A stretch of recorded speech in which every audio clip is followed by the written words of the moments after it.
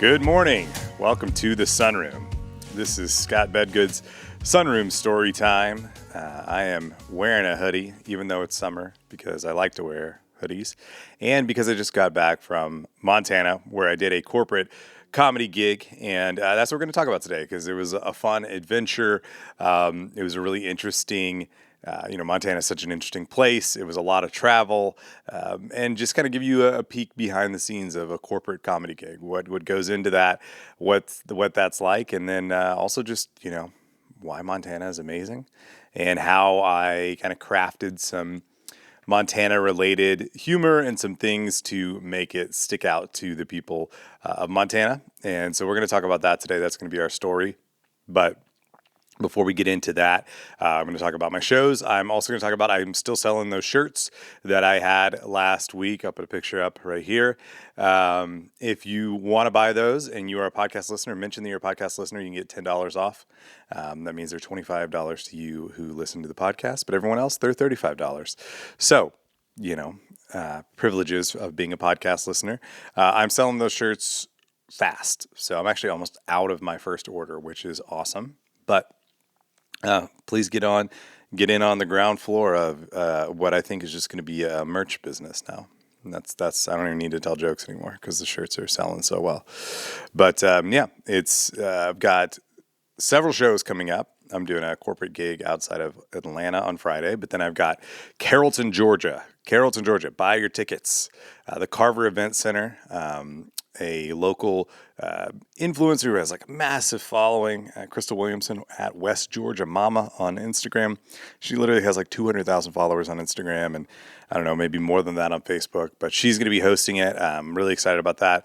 And then Mookie G from Atlanta is going to be featuring for me, and then I'll be headlining. Really pumped about that. It's supposed to be a really cool venue down there. This is the first comedy show they've done in that venue. So please buy your tickets. Carrollton, Georgia. It's going to be great. And then I've got Comedy Catch with Brian Bates. I'm hosting. That's here in Chattanooga, July 9th. July 10th, Mount Juliet at Billy Goat Coffee. I am headlining. July 21st, Plano, Texas. I am headlining. And then I'll get into other dates later that are beyond that. But those are the big ones. Please, please, please buy your tickets now to all of those shows. That is would be really, really big for me. And they're going to be really great shows. So I'm not begging you to do this for me. I'm asking you to do it because you're going to enjoy your time at these shows, because comedy is fun, and that's why we do it, because it's fun. Not always for the money, But today we're going to get into a story about a comedy show I did just for the money, but it ended up being really fun. Look at that, man! That segue was incredible, and now I'm ruining it by talking about the segue. But that was a really good segue. You got to admit that. Okay, but yeah, let's get into it. This is your 13th Sunroom story.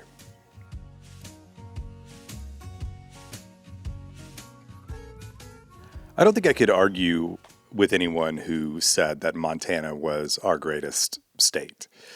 It is unbelievable. Now, I have never been there in the winter, and I've never lived there, and I think living there would be pretty hard. But as far as just the vistas, the beauty, as a visitor, I think it's got to be the best, right? It's just incredible. Massive, big sky, right? Huge mountains. Beautiful. They were snow covered even in June. It was like 60 degrees. It was pretty windy, but it was sunny. And it's just a beautiful place with so much wide open space.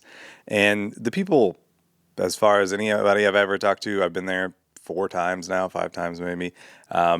Everyone's always been really nice, welcoming. It's a great state.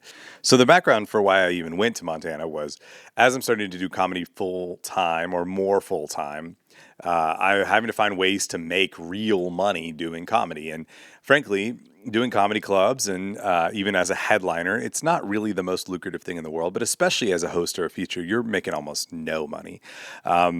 So the way to supplement your income by doing comedy, by continuing to get better at comedy, and increasing your notoriety, because these are still audiences who are finding out about you really for the first time, is to do corporate gigs. And as a clean comedian, that's one of the huge advantages you have, is that you can do corporate gigs. And corporate gigs pay often 10 times more than like a club would pay. I mean, they pay really well, and the bigger you get, the bigger they pay.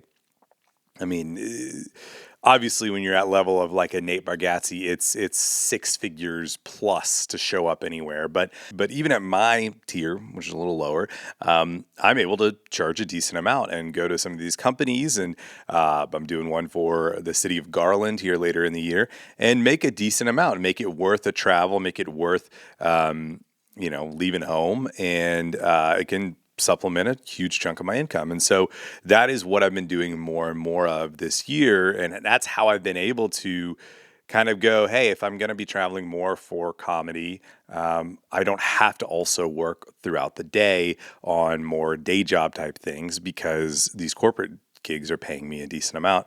And so really pushing further into that. And there's a website called Gig Salad where entertainers can create a profile, and then people looking for shows can kind of post about what they are looking for, and you kind of get connected through that. And I've had some success with that this year.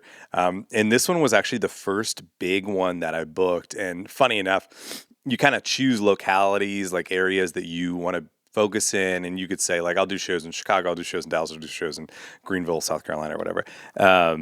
But this one in Montana, there's a section on Gig Salad where it's like, hey, somebody's looking for a comedian or whatever, but they're so far away from wherever we have comedians based that it just kind of goes in this area of like, who would be even interested in traveling out to this town. And so I remember when I first started really digging into Gig Salad, I saw that. I applied for this one in Montana because I was like, Montana's cool. Like, I love Montana. And I forgot about it. And then like 3 weeks later, I got an email, and I could not even figure out where this person found my information. It didn't make any sense. I was so confused. Turns out it was because I had submitted for this gig in Montana, and she had watched my videos and was like, you are the best one. She was like, I was laughing at my desk. We really want to bring you in for our annual insurance conference here in Lewistown, Montana. And Lewistown is the dead center of Montana. So it's, as I said in my set, which was a joke that people liked, I was like, I don't know where I am. I just know that I'm 3 hours from everywhere. And they were like, oh, ha, ha. I mean, it was like 9 hours from other parts of the state, but it was not easy to get to. But she had a budget that worked within my budget to be able to fly out there, do the show, stay in the hotel, and then come back and make decent money, like make a good profit on it. And so we agreed to it and put it on the schedule. And that was in February. And so this has kind of been on my mind for a long time of like, I'm going to go do this thing in Lewistown, Montana. Like, I don't know how it's going to go. And frankly, I was really nervous because I was trying to make it where I could make the most profit from this. And so I just kind of charged a rate and then booked my own flights and stuff. And I didn't want to stay 2 nights in a hotel because that increases the cost. And then also that'd be 2 days of a rental car that really increases the cost. And so I flew in the day of the show, and then I flew out the day after. And that's a lot of flying from Chattanooga. And I was really nervous that there would be weather delays or just maintenance delays or something, and I wouldn't get there in time. And they would have paid me a bunch of money, and then I would not have been able to perform. And not being arrogant about it, they paid me to come be a special treat for this conference. I just really jumped up in my voice there. But for this conference, people would have been disappointed. They would have lost money. I don't know if I would have lost money. I don't know how it would have worked, but I was very, very nervous. So my flight out of Chattanooga was at 6 a.m. And Chattanooga is a small airport, which is great to fly out of, but it's actually pretty busy that morning. So it's like 5 in the morning. My bag is going through security, and you know that moment where it's like at that, it's on the platform and it can go, it's like a fork in the road, right? It could go straight and you're good. Oh my gosh, amazing. We did it, guys. Or it could go to the right and then go down and get searched. Well, mine's sitting there for a long time, like a long time. And I'm getting nervous because I don't think I have anything, but you hate it getting searched. And then boom, it goes over to the right and goes to get searched in my backpack. And I'm like, all right, I must have put a full tube of toothpaste in there. And, That's fine. I'll just throw away my toothpaste, but that sucks, But he looks at the screen and he kind of zooms in and he's like really specific about something. And he goes in and he opens my outside pocket of my backpack where I keep my pens and pencils. And he reaches in there and I'm like, man, what in the world? What's he doing? And he pulls out a knife. A knife. In the airport. Pulled out a knife. I was like, ha, that's where that went. I don't remember putting a knife in there. I don't keep knives with me. I'm not like a knife guy. So I was like, what? Okay, my bad. I don't know what to do about this. And then he looks at the screen again. He goes right in that same pocket. He pulls out 2 more knives. I had 3 knives in the airport trying to go through security. 1 knife is like, my bad. I carry a knife all the time and I've accidentally brought it. 3 knives is me and the homies are going to go on this plane. I'm going to distribute the knives and we're taking over the plane. I thought I was going to jail. Now, these were small knives. Fortunately, they were smaller knives. They were like pocket knife size, but it was 3 of them. That seems like too many knives to accidentally bring on a plane. And the worst part is that these were very like sentimental knives. So one of them was a blue Swiss Army knife that I got in Switzerland when I was a kid. We went on this big European vacation when I was in like 4th grade, and Switzerland was my favorite country I'd ever been to. It's just unbelievable. And I'm not a big souvenir guy. I'm very like money conscious when it comes to like souvenirs. And for some reason I especially was as a kid. And so my parents were like on this whole trip. They were like, we could get you a souvenir. Like, and we went to France, went to Italy, we went to Austria, went to all these places. But I was like, I don't know if I want anything, and I don't want to spend the money. But I was in Switzerland, and I was like, Swiss Army knife. Let's get a Swiss Army knife. And I got this like blue. It's kind of plasticky. It was not like nice, but I got my name put on it. I mean, not even like engraved, but like just kind of like put on it with like stickers, but it had my name on it. And I've kept that ever since. And I don't carry it with me, but it's just like it was a cool memento.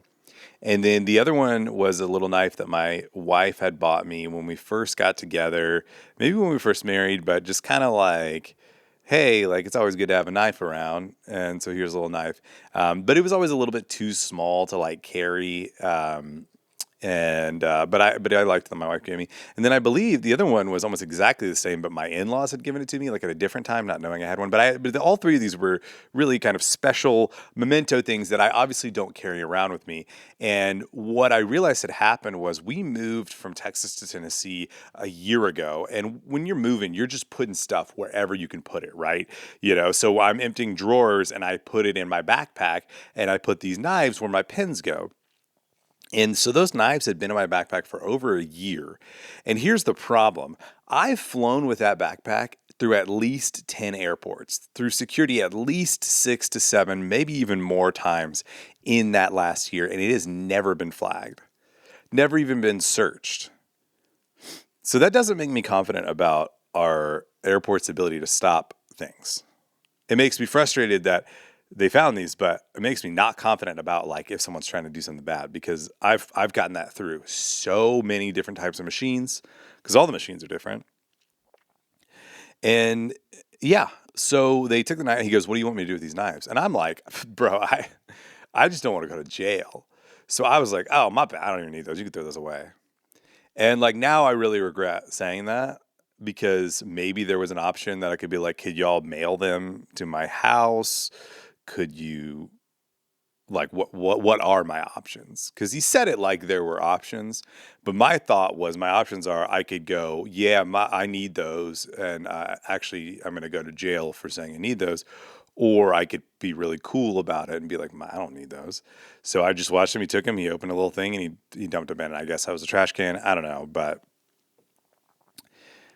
yeah, I don't know if you guys know of a way to get those back. I would like to get those back, but that was the start of the trip. So anyway, I get on the plane, fly to Dallas. Everything's great with that, and then we get to Dallas, and there's a delay. So I'm starting to get nervous. There's a maintenance delay. Ends up taking about an hour and a half. We switch gates. We go to a totally different terminal. we finally get on that flight, and so we land several hours late. But fortunately, I built in so much time that it's going to be okay. Um, but it's a 2 hour and 45-minute drive from Bozeman to Lewistown. So I get in my rental car and I just start driving, and it is an unbelievably beautiful drive. I mean, just the mountains, just the vistas are incredible because you're kind of in valley, so you got like very flat land or kind of rolling, kind of hillish land, and then these massive mountains that are snow covered. So beautiful, and just a unique part of the country because it's very, very empty. I think it's like 1 million people spread across the fourth largest state, to give you an idea of how empty Montana can be. And even right outside the cities, it's very empty. And so I'm driving, and there's just little things that are catching my eye. Obviously, a lot of wildlife. I saw pronghorn. I saw tons of prairie dogs. I saw some bison that were, they were kind of domesticated bison, but I still saw some bison. I believe I saw an elk out there at one point. So that was it was fun. It was just a really great drive. And there's a guy running for sheriff in one of these areas, one of these counties, and his name is unironically Ron Swanson, like from Parks and Rec. And I really think that he has no idea about the name similarity, or the exact same name of a very famous character. Like, I don't know that Parks and Rec has made it out to Montana yet because he has no acknowledgement on his signs of anything to do with like Ron Swanson, the character. Not even like a mustache, like nothing. It's just like Ron Swanson, sheriff, Republican. And if you know anything about Ron Swanson is a libertarian. So this is an imposter. Obviously, it's not the real Ron Swanson. But I thought that was hilarious. There's a lot going on. So I get there and I'm staying at what's called the Yogo Inn. The Yogo Inn in Lewistown, Montana. And it is yo-going. It is yo-going. It is an old inn, very, kind of very old Western kind of thing. They're doing a lot of construction. I think they're making it pretty nice. And yoga is apparently a type of jade or sapphire. Some kind of mineral stone. I think it's sapphire, something that they mine there. So yoga, they're not doing like a bit or a joke. It's actually just like a, whatever. But it's an older inn, and that is where the conference was. So that's where I was staying. So I get there, and she gives me my room, and she's describing how to get there, and the instructions were like too detailed. It's not like a big place. It's actually kind of a big place, but she's like, there's no elevator, so you got to go up the stairs, and you go down the hallway, you go to the left, and then there's like a little jut out, and then your room is kind of like in this jut out. And she's describing, she can't really get it. She's showing me a map, and I said, can I just follow the signs? She was like, yeah, you could follow the signs, but it's, it can be difficult to find. And it wasn't necessarily difficult to find, but it was unique.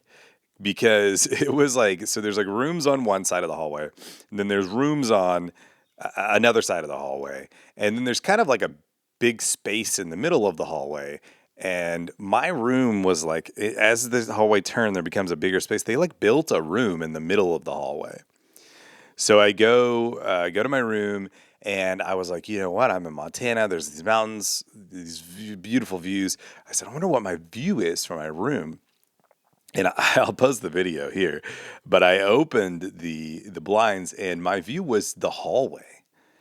Like, literally, my room is in the middle of the hallway, and my window opened to the hallway. I would have rather not had a window, because now I'm just like in there, like changing clothes or whatever, and I'm like, there's people like right there, and it felt different than even a window that opens to like the motel sort of walkway. It was very weird. It felt very like kind of in the middle of everybody, and then there was a bottle opener in the bathroom, I guess for your shower beer.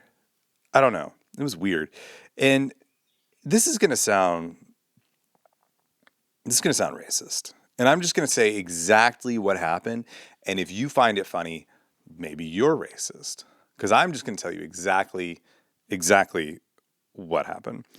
There's a card in there that says like your housekeeper, her name is, and then your housekeeper wrote her name.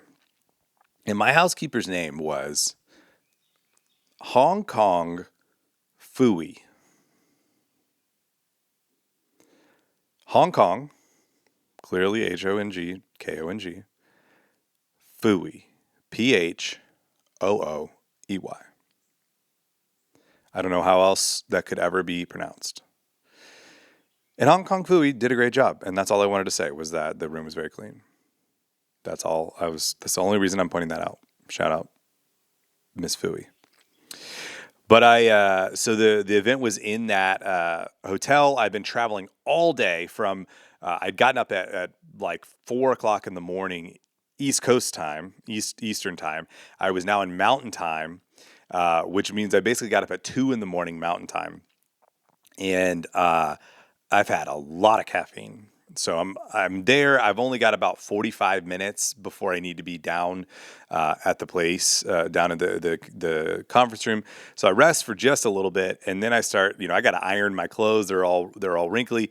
But my outfit. I want to talk about this, and I know that Jason Isbell's dad in the song "Outfit" says, "Don't call what you're wearing an outfit," and I like that sentiment, but at the same time, when you're doing comedy, sometimes it is an outfit.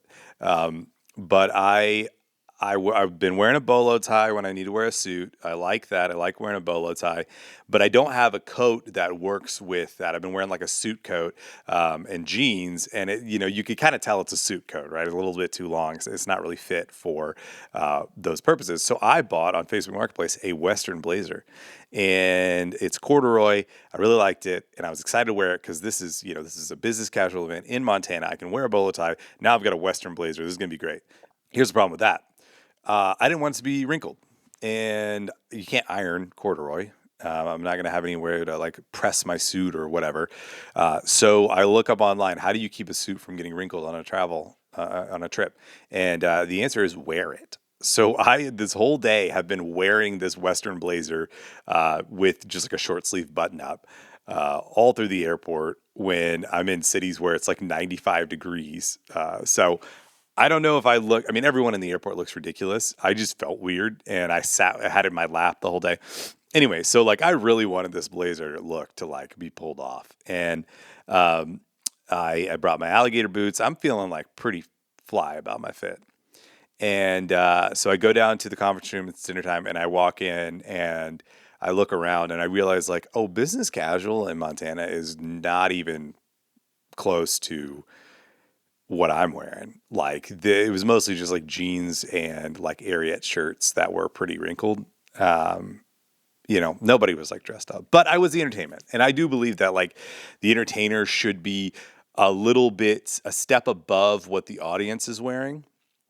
So if I'm in a comedy club, I might wear like a pearl snap, right? Because people might be a little more casual in a comedy club. If I'm in a theater, I'm going to try to be a little bit more dressed up, whether it's a nicer pearl snap or something a little bit more unique. And if I'm doing a corporate thing and people are wearing kind of just a button-up shirt and jeans, I'm going to at least put a coat on or at least put a bolo tie on. I want to stand out as the entertainment. So I was okay with that, but I was just kind of like, man, I think I overdid this a little bit. And it was a smaller conference room, but there were probably over 100 people in there and a very eclectic mix of people. So I got to eat the dinner. It was actually a very good dinner. Prime rib, shout out to the Yogo Inn, free drinks, all that.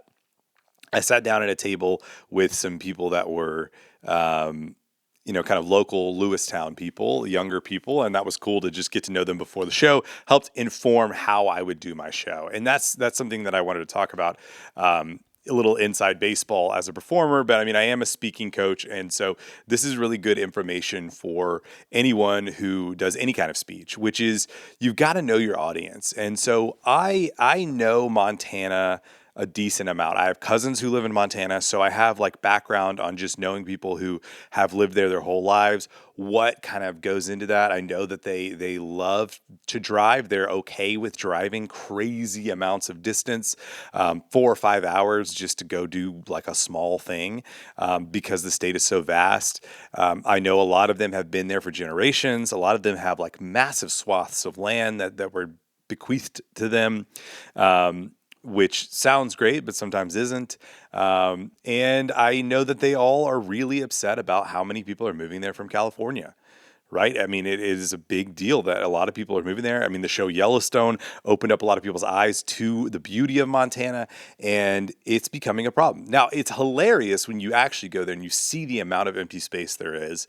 You see that there is room for people to move here, but these people are so used to having so much space that they believe any kind of encroaching on their space, just like anybody anywhere, right?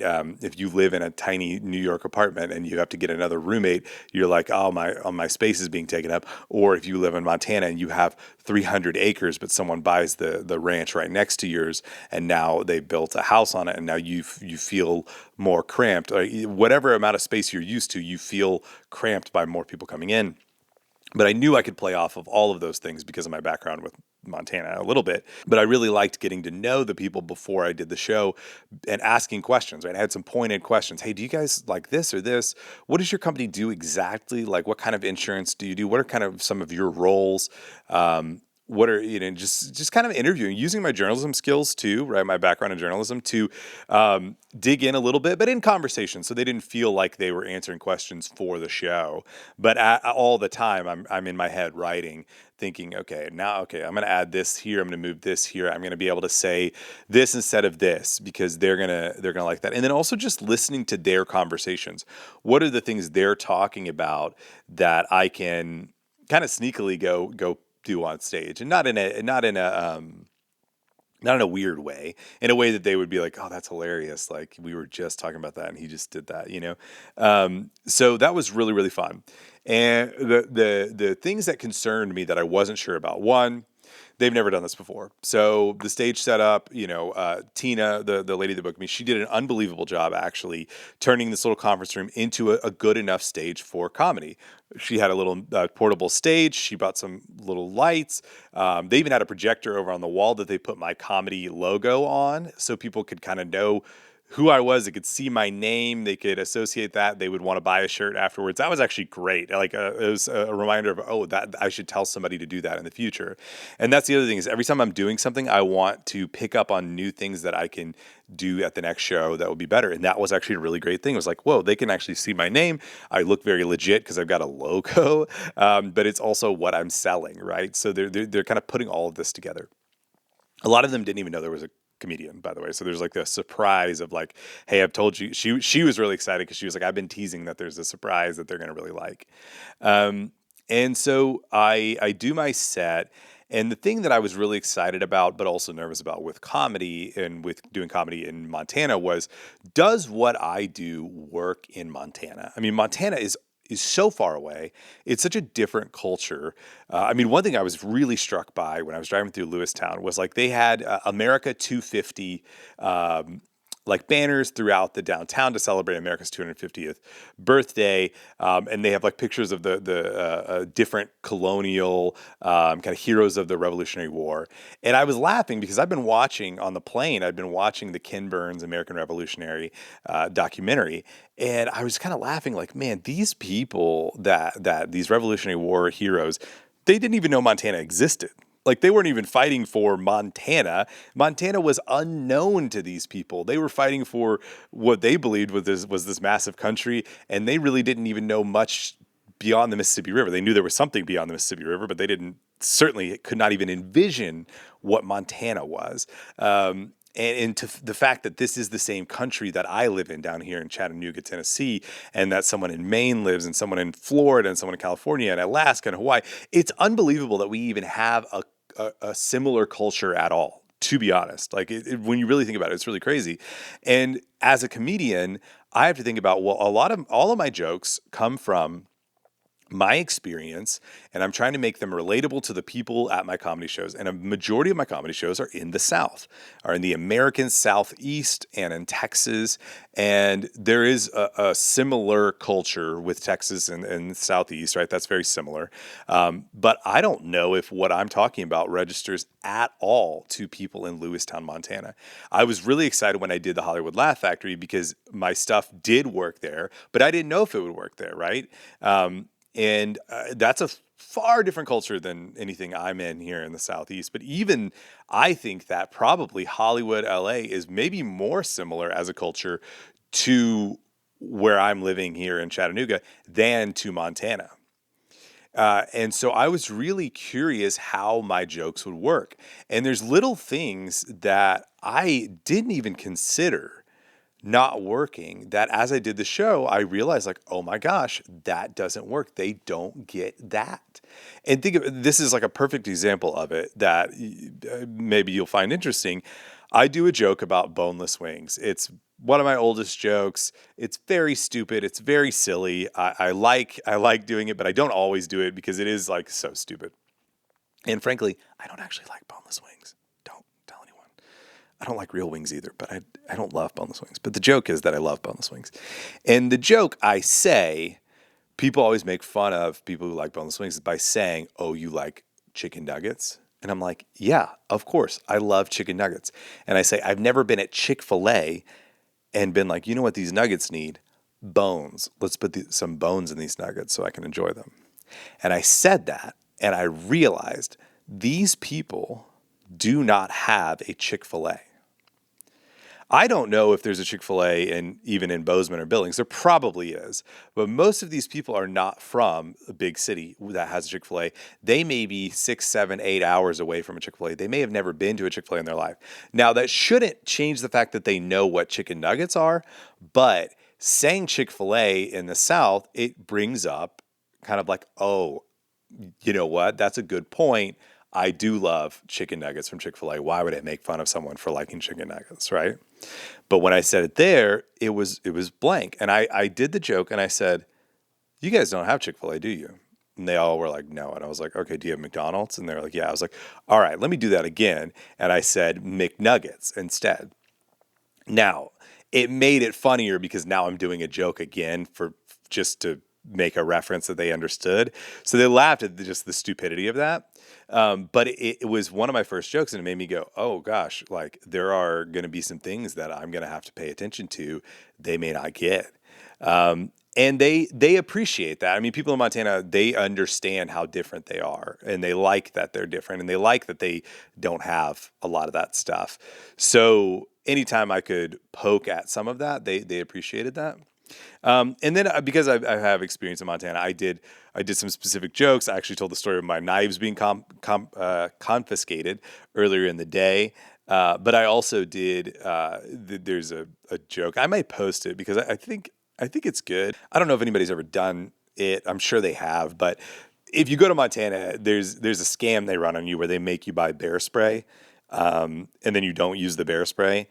And then when you try to bring that bear spray that you bought for $60 on the plane to, maybe bring it on another trip, they're like, yeah, if you bring that in the airport, you're going to go to jail. Like they're really strict on like, you cannot fly with bear spray. And I'm like, but I just bought this. And so the only thing you can do is like recycle it or throw it away or whatever.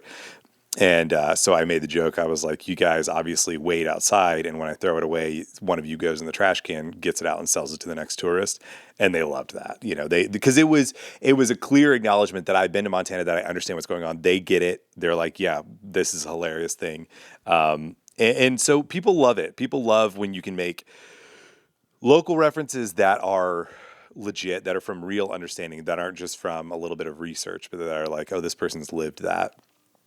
And I made some jokes about, the insurance company and those kind of things, but they really loved it. I would say the first 20 to 25 minutes were great. But then the last 10 to 15, I could see they've been in continuing education all day. They've been sitting all day. A lot of them were older. They've had dinner, they've had drinks. I could see them fading, right? I could see them starting to get tired of laughing, tired of being there. Like a lot of them, I was like, they want to go to bed. It's like 8:30. And I had 45 minutes ready, but I could just tell like, okay, the jokes that I know do really well in this part of my set are doing okay. And I was like, I probably need to just wrap this up so I don't just continue doing jokes just to meet a time limit that is pretty arbitrary in this setting. Because I was paid to give them a good show that they really enjoyed. At a comedy club, they're like, you got to do this amount of time because this is how it works. But in this setting, as I talked to Tina, it was just like, let's give them a good show. She wasn't like, I'm paying you for this amount of time, And so I started to wrap it up. I ended up doing about 37, 38 minutes, but I could just tell this is the time to wrap it up. I do my ending bit. They really enjoyed that. The energy kind of came back up. I ended on a high note, and it was great. But I was still not really sure how I felt about it, just because of that last 10 minutes felt like it had kind of waned. And what's funny is one of my jokes that I was doing in that last 10 minutes was the story I do about how I played football for 1 year, and I was a 5'8", 145-pound offensive lineman. And the only reason I was on the team was because we only had 23 guys on our football team, and that was a really small football team. They couldn't cut me, and I had to be left on the team. And that joke did okay, but there were parts of it that didn't get the laughs that normally get the laughs. And so I go off stage, and some of the people that I hadn't eaten dinner with, they're talking to me, and they're really nice. They're buying shirts. They actually asked me to sign a shirt, which I was like, okay. I mean, that's there's some new stuff going on here. And he told me, he goes, hey, that football joke, just letting you know, when you said there were 23 guys on your football team, we all heard that as that's a massive football team. And I was like, what? And he goes, yeah. He goes, I had 7 players on my football team.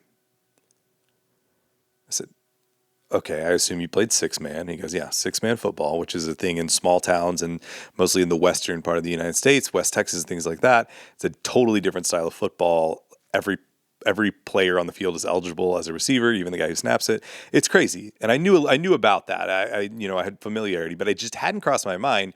This joke actually is going to work in the opposite way, where I'm saying 23 guys, and they're going, whoa, that guy had a lot of guys, a lot of players on his football team. Whereas when I tell the joke in Texas, people go, oh my gosh, we had 100 guys on varsity and 100 guys on JV and 100 guys on the freshman. Like, we had so many guys. That's who I'm normally telling that joke to, people from big football cultures. But I go out to Montana and I realize, like, oh, it's a totally different vibe. Now, he did say, but we all related to you talking about being a small guy getting dominated on the football field, because that's happened to all of us.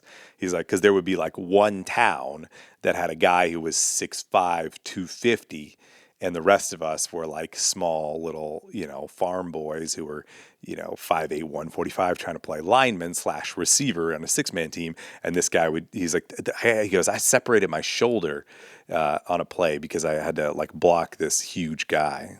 And so it was fun to hear, like, oh, that did work, that didn't work, and just kind of take that in mind. I said, hey, next time I'm in Montana, I'll know to tell that joke a different way.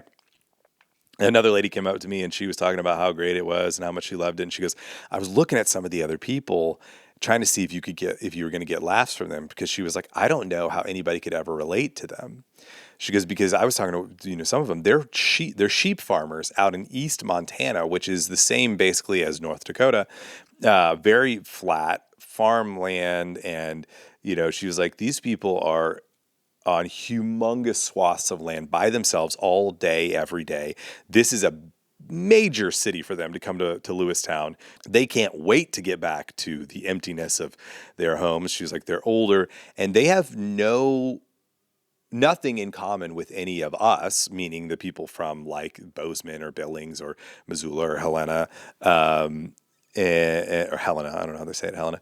That's the capital of Montana. But she was like, she said she can't really figure out how to talk to them. She was like, they were talking about how the big controversy in their world right now is sheep are now being outfitted with collars that the farmers can then control the sheep in a way that moves them from field to field via the collar. And my first thought was, oh my gosh, technology's even taking the jobs of border collies. Technology's taking the jobs of dogs now too. And I thought, well, that stinks. I could have made that joke in the show. When am I ever going to use that again? I just used it here. But it was cool because she said she really thought it was impressive that I got laughs from them. Like with, my stuff that I'm doing about like rap music and things that they don't even know the first thing about. They're so different, but I could still make them laugh. That made me feel good. I liked that. And so sold a bunch of shirts. and made some friends, and it was great. And I really had fun in Montana. Montana's the best. In the morning, I walked around downtown Lewistown. I went to a great little coffee shop. I love those little towns because in a coffee shop, you just sit there and observe, and people walk in, and they're known. They're like, "Hey, what's up?" Stephanie, and the usual kind of that kind of thing. I'm like, man, that is so cool. I love that. I love observing that in small town America. But yeah, it was a lot of fun. If you have a corporate gig in your town, I will come to it if the money's right, because I really, really love doing comedy in small towns, in smaller areas that don't get comedy very often. It's so much fun. It really is a special thing. And yeah, hire me to come out there because I've done Lewistown. I can check Lewistown off my list. I can check Montana off my list of a state I've done comedy in. That list is ever, ever growing and will continue to grow. I'm trying to think of what my next new state will be. We'll talk about that later when I figure out what my next new state is, because right now I'm going to end this 13th Sunroom story.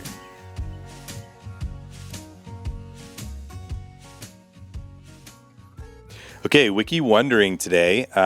I'm actually home alone all week. My family went back to Texas for a cousin camp. So my wife took the kids. I'm home alone all week. And so I made a list of movies that I've always heard are great that I know my wife would not want to watch. And I'm going through them. And so last night I watched Citizen Kane for the first time. And Citizen Kane is considered the greatest movie of all time. And I saw this thing one day that was like, how there's like the term like raw dogging things, like raw dogging a flight, which is where you don't you don't watch a movie, you don't get on your phone, you don't read a book, you don't do anything, you just sit there on a flight. And I saw somebody that was like raw dogging cinema, and they were like, you just watch a movie and then you don't look up anything about the movie afterwards. You don't read the Wikipedia page. You don't read analysis about the movie. You don't look up what happened to the actors in the movie. You just go to bed. And I can't do that. So I watched Citizen Kane, and it's hard because a movie that is so hyped up, right? It is the greatest movie of all time on every single list ever made. It's always number one. And it's impossible to watch a film like that and have it live up to your expectations because I don't understand the context, why it was great, what was special about it, what it did that nothing else had done before. And when something is so good and so influential, you're watching it and you're going, I've seen this style before. Well, it's because this was the first one to do that, if that makes sense. And so I watched it. I was impressed by a lot of it. I thought the story was really interesting. I did know the big spoiler, the big giveaway, because it said so much. And so that did take away from it. It's like if you watch The Sixth Sense and you know the spoiler, then the movie is good, but it's not what it was to anyone who watched it in theaters for the first time. So that's how I watched The Sixth Sense. I was like, I know, right? So all I'm watching for is all the different times it's revealed throughout the movie that I don't want to spoil it. It's really old, but so same thing with Citizen Kane, right? The whole thing is who is Rosebud? Well, I knew before I even watched the movie who Rosebud was.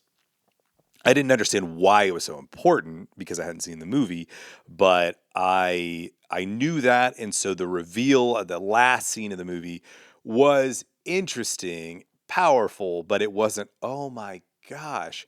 However, watching it that way, it did. I was able to kind of see it for the themes of how this has affected this man's psyche. And anyway, how this becomes Wiki Wondering was I did not raw dog the movie. I was like, I need to know why this was so special, why this was the greatest movie of all time. So I was reading the Wikipedia page for Citizen Kane, and I thought it was really interesting. Not really getting into it's almost too deep to try to get into what made it so special. But what I thought was interesting about it was actually the fact that it was not considered the greatest movie ever made when it came out, and it was not a huge hit, but it was highly controversial. People were really interested in it and in the making of it because it was Orson Welles, who, one of the great American, I guess probably what you'd say one of the great Americans of all time, one of the great American artists of all time, a theater, radio, and then this was his first film, and he got to star in it, direct it, write it. This is a level of creative control that no one had really ever had before, and really incredibly rare. I can't imagine a scenario where there was somebody so famous that they got to have that level of creative control.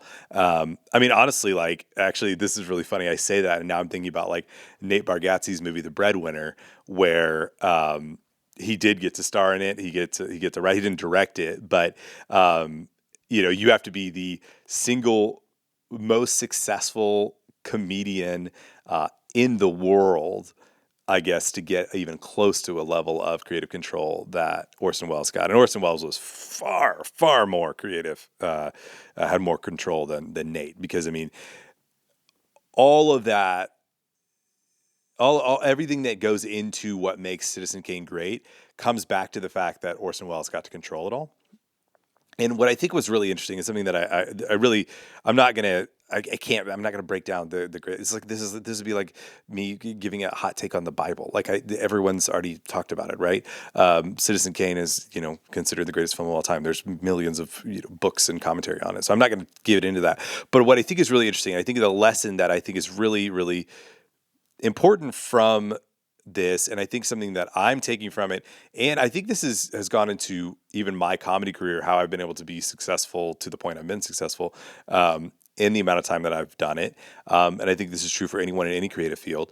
Orson Welles had never directed a movie before. He did not know anything about film. He was a theater guy. He had done massively popular and important theatrical productions, but he didn't know anything about cameras or camera techniques or film techniques or how to frame shots or any of those things. And so he gets this job directing it, and he dives in to learn as much as he can, but he hires one of the great cinematographers of all time, Greg Toland, I'm not sure how to say it. And Greg Toland says, I want to work on your movie because you don't know anything, because you don't know what we can't do. And Wells has said many times after the film that his greatest strength was his ignorance of the industry. And so he had these grand ideas of what they should do for the each shot and how they should tell the story and where they should put the cameras. And Toland did what he could to pull that off, as opposed to an experienced director who would say, oh, we can't do that. We don't know how to. That would be impossible to put a camera there. That would be stupid to try to move equipment in that way. That would be ridiculous to tell a story that way. Wells didn't know that was ridiculous, and I think that's similar to kind of how I've done my comedy career. I never took a comedy class. And I'm not saying that anyone who takes comedy classes is wrong, but I never took a comedy class because I didn't want to be pigeonholed into this is how you write comedy, this is how you do comedy. And I never did. I've never really read that many books about it. And I'm not saying that I'm right in doing that. Maybe it could have been easier to get ahead, or it could have been easier to do this or that. Maybe I would be a better comedian if I had tried to follow maybe some of the formulas or the paths or the things that other people have done. But at the same time, the way my brain works is I've got to learn it myself. I've got to experience it and internalize it on my own, as opposed to hearing someone else say what you should and shouldn't do. And I think that's maybe the lesson from a movie like Citizen Kane, which is there's so much in it that now we take for granted as film and TV watchers, the way stories are told, this is a very nonlinear narrative, right? It's not told from one perspective. It's actually told from 6 different perspectives, basically, about this one man. There's scenes where the camera is on like I was reading that they had to like cut a hole in the floor and put the camera on the floor just to frame a conversation between Kane and Jedediah, his friend. And it's this wide shot.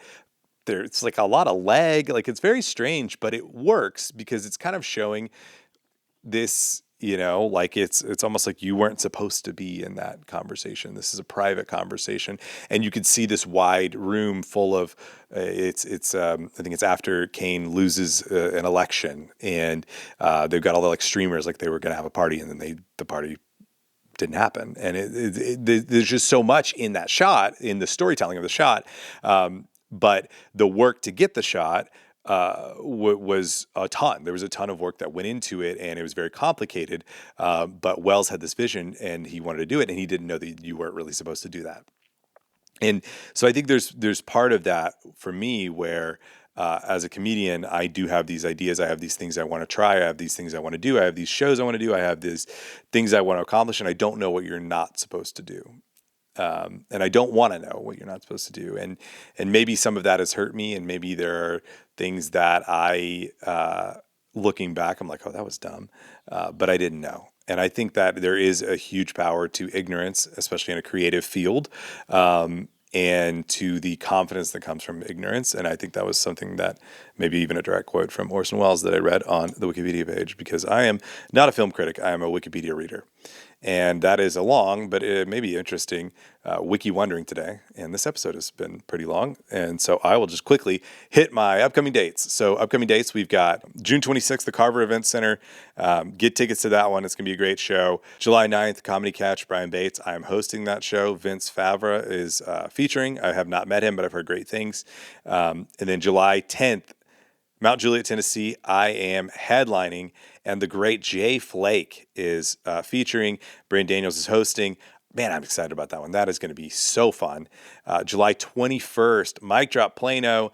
My buddy Kevin Deanda hosting. My other buddy Michael Pasfar featuring. Massive show. I'm going to say it again. We got to sell this thing out. We're selling tickets. We're moving tickets, but we got to keep pushing. Please tell everybody you know. Even if you can't come, please at least just like, can you tell like 3 people about it that might be interested? That would be massive for me. And then I'm with Big Rich Brock in the week after that in Ringgold, Georgia, and in Cartersville, Georgia. And then I am doing the weekend at Louisville Comedy Club with Chris D'Elia at the end of the month. Really excited about that. But looking to add shows in August and September. So if you got anything, let me know. Otherwise, thanks for listening to this episode of Sunroom Storytime.